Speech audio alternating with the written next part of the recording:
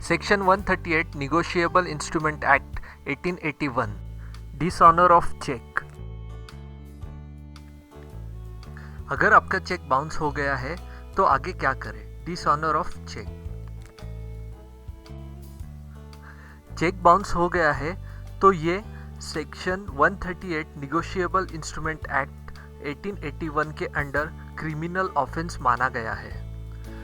Section 138 negotiable instrument act 1881 amendment के साथ ये वर्ष 2002 से भारत में लागू है।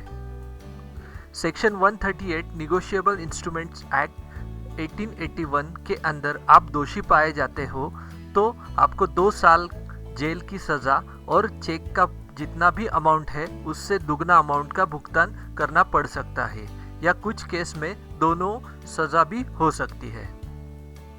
तो सबसे पहले जान लेते हैं चेक बाउंस होने के कारण क्या है।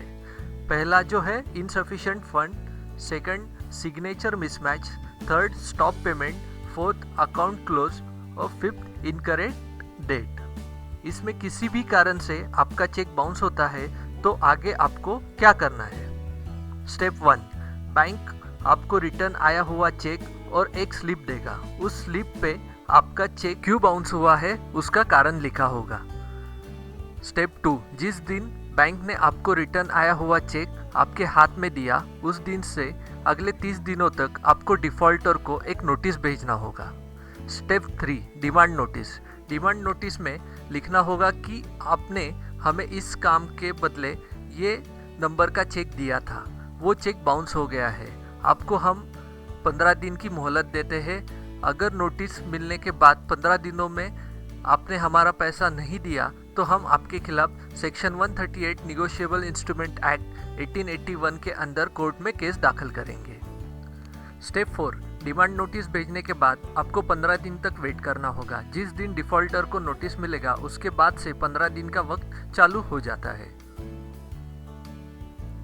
स्टेप 5, 15 दिन रुकने के बाद भी उसने आपको पैसे नहीं लौटाए या कोई भी जवाब नहीं दिया तो उस दिन से कॉज ऑफ एक्शन अराइज हो जाता है। इसका मतलब उसने ये गुनाह किया है। स्टेप 6, डिमांड नोटिस के 15 दिन खत्म हो जाने के बाद से अगले 30 दिनों के अंदर कोर्ट में केस दाखिल करना होगा बिफोर अ मैजिस्ट्रेट। कोर्ट में केस फाइल करने से पहले डिफॉल्टर को नोटिस भेजना मैंडेटरी है। नोटिस के बिना आप कोर्ट में केस फाइल नहीं कर सकते। स्टेप 7, आपको कंप्लेंट फाइल कौन से कोर्ट में करना होगा। एक जो है court of judicial magistrate of first class या metropolitan magistrate court. Step 8, court में कंप्लेंट फाइल कैसे करनी है, कौन से डॉक्यूमेंट्स के साथ कंप्लेंट फाइल करनी है। तो उसके रिक्वायर्ड डॉक्यूमेंट्स है, एक तो आपका एफिडेविट लगेगा, photocopy of all documents, memo, notice copy और एक्नॉलेजमेंट रिसिप्ट्स। इन सब डॉक्यूमेंट्स के साथ आप बिफोर मैजिस्ट्रेट कंप्लेंट फाइल कर सकते हो। कल को आपका कोर्ट में केस चल रहा है और सामने वाली पार्टी आपके पैसे लौटाने के लिए रेडी हो जाए तो आप कोर्ट से केस वापस ले सकते हो, क्योंकि ये कंपाउंडेबल ऑफेंस माना गया है।